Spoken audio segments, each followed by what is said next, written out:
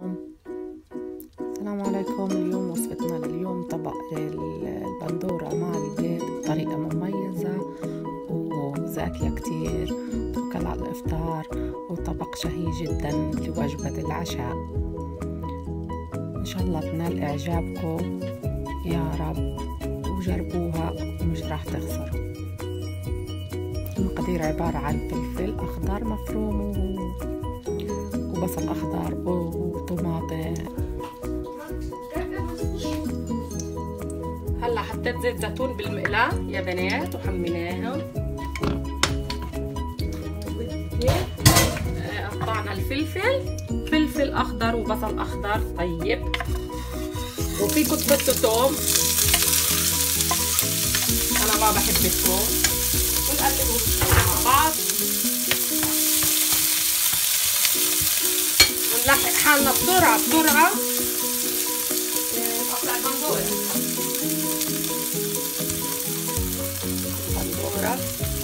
بعملها هي صغيرة، شيري طماطو صغيرة بدي اقطعها وهنون، يعني خليهم يتحمروا شوية الفلفل مع البصل. فيكم تحطوا ثوم، انا ما بحبه على هاي الوصفة، ما بحب الثوم عليها.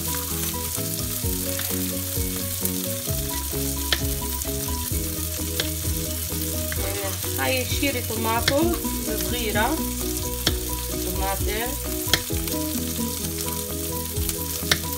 يعني عملت القلاية الأولى وخلصت، وهلا بدي أعمل الثانية. والله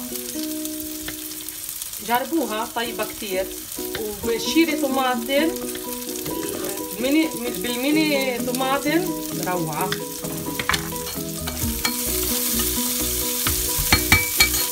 يعني حتى لون البندورة هيك في بالشيري صغيرة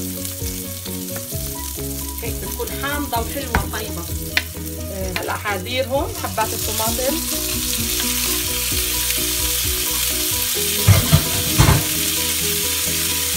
نحركهم. هلا مش راح احرك كثير، حط الملح بس يتبلوا شوية بقلبهم.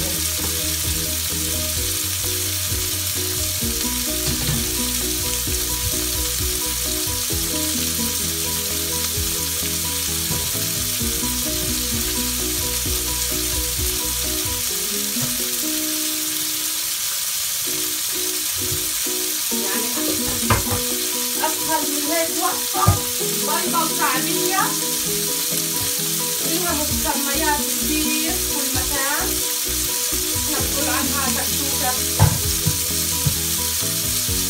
بس بطريقة هيك يعني. شايفين يا بنات؟ عطول هذه بتاخد لون البندورة بسرعة، يعني ما بدها وقت كتير. هاي حالاتها انك ما تحركيها كتير. لا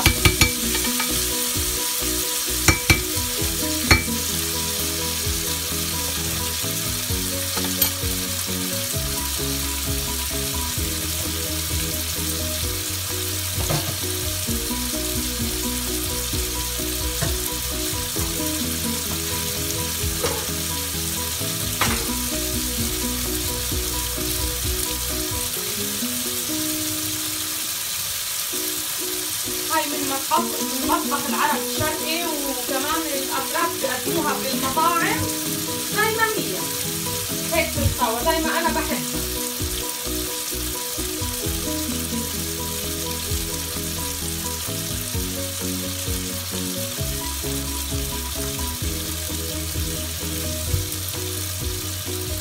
يعني يا بنات المكونات كلها فريش، وهي سر الطعم بده يكون فيها.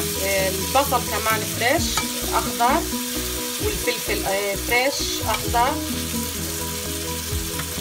يعني اذا بدك فلفل حار فيك تحطي كمان فلفل شويه مش حار مش حاد، بس انا بحبه هيك حار. هلا بدأت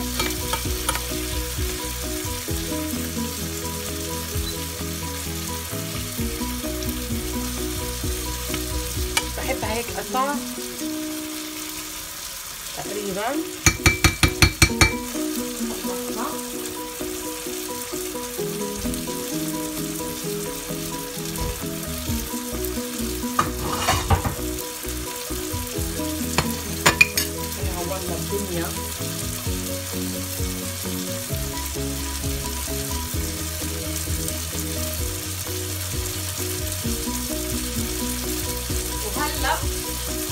زي ما انتم شايفين شكلها استوت يعني ها، بس انا بدي اياها هيك يعني تضلها محافظه على شكلها.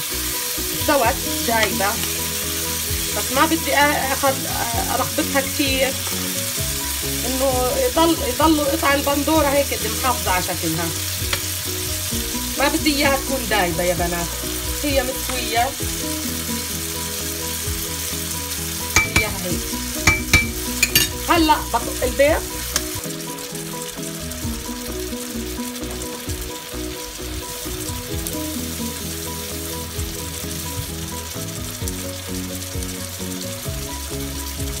شوية ملح كمان عشان البيض، وكمان بدي احط فلفل مجروش خشن، يعني بدي اطحنه شوية خفيفة، هو بضله خشن.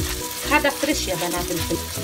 يا سلام، احلى هدية لبنات والاميرات جروبي. هلا بنغطيهم دقيقتين وجهزهم. شكرا للمتابعة.